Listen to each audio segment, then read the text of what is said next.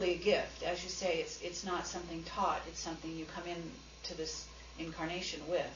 Well, I like to think of myself. I want to be normal, if you understand what I'm saying. Okay. Uh, Well, from I know what you're externally, saying. you appear like a normal person, and you've certainly held some very normal types of jobs, in addition to what you did, right? But you're also ultra normal, or you actually have used some of the parts of humanity that are good parts that are not used by the average man. Is that right? Well, I hope so. Okay, so that's a beautiful thing, and we're really happy to meet someone in person who's been doing this. Well, with me, I think the one thing. Let me see if I can say this and get it through real quick. When I was young, I played with children that other people couldn't see. To me, this was perfectly normal. And I knew about the imaginary friends and things of this sort, but this was different. And it was perfectly normal. They had even helped me with my homework. And this was perfectly normal. Now, no one else could see these people. And, of course, I couldn't understand that. But, of course, they would tell me, they haven't been selected. They can't see us. Sure. Because I was trying to tell other people that were there. The one thing I could not do is that in being normal, I thought other people had these same experiences. As a child, not realizing that that wasn't the case. That was part of my environment. That was part of my reality. These were things that was happening to me. But I felt everyone had these experiences. But when I found out, and it came to me that, people were calling you crazy and you were different, it would have been real easy to be normal and say, ha, the joke's on you, and deny what was happening. Sure. I cannot explain why I couldn't do that, but I could not do that. Okay. And everything was, going on. Nothing out of the real ordinary happened until I always cared about animals, and if I found one injured, I would always try to nurse it back to health. As a child, I did not understand that if you had a cut, my mom would always hold my hand under the water or something like that to wash it off. Well, I found this little bird. It fell out of the nest. And I went and got that little... I'm trying to tell this without... I went and got that little bird, and I held it under the faucet, not realizing that I was going to drown it doing that. The intent was to help it. I probably cried for over a week over killing that little bird. Mm-hmm. Immediately, for the first time ever, what I was calling children, I got to see how they really looked. And this one particular entity was, I always knew as Corona. I always told, I'm Corona, and that's with a K. Okay. Back at the time, I didn't even know how to spell Corona. And what kind of race? What would you term him? What kind of? Well, people would love for me to say that he was gray, but he wasn't. He was green. And I mean, like a pastel green. But immediately he wanted to know, why did I feel what I was feeling? Okay. This was unusual.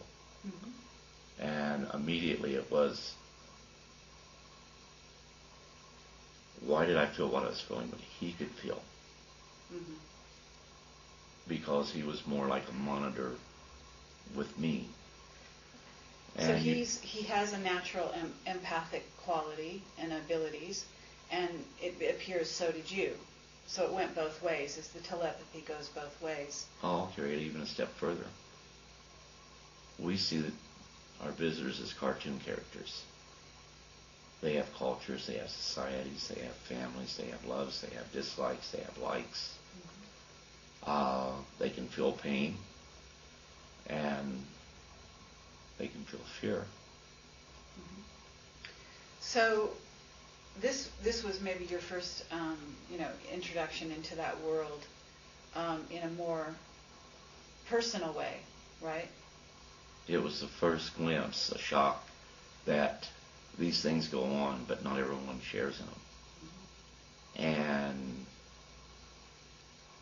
So you never felt so alone. I can remember breaking down and crying, begging my mom and dad to take me to see a doctor because I knew the doctor could make the monsters go away. I'm wondering if someone like you, one of 7, who is able to communicate with aliens, wasn't taken to a base on the moon or a base on Mars. Now, whether or not you remember it, because I don't know if they use techniques to have you forget certain parts of your experience. There are things that I have no idea of could have happened here on planet Earth that I have very vivid memories of, that I don't see. For example, have you ever heard of a coffee cup that's small, that you put coffee in it, and the coffee jar or whatever, it's not a percolator, golden color, cups were golden color, but you put the coffee in there and you can drink it, then it fills right back up. Now you see what I'm saying, and now you understand why I'm hesitant to talk too much about stuff like that. Okay. So that's really amazing. You know, you have to admit, from the point of view of people that haven't gone to the moon and in a sense, or Mars. Here you are sitting talking to us, and yet you may have had experiences that are so far beyond our everyday experience on this planet. And you must be, there must be a level at which you would love to share those experiences. Oh, yeah. And sometimes I make mistakes, and I've let people see some things that I shouldn't have let them see. Because this is a part of something that is in my life that is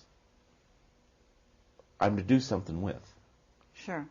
And I don't understand that. I don't know what it is. That's amazing, because you've worked with this world since the 60s, so you're talking about 40-odd years, and you're still wondering what it is it's all about for you in terms of your destiny, in terms of what it is you're here to do in the future, I guess. Am I understanding you? There's something that is going to happen, and there is something that we're to be a part of. Mm-hmm. And I don't know what that is.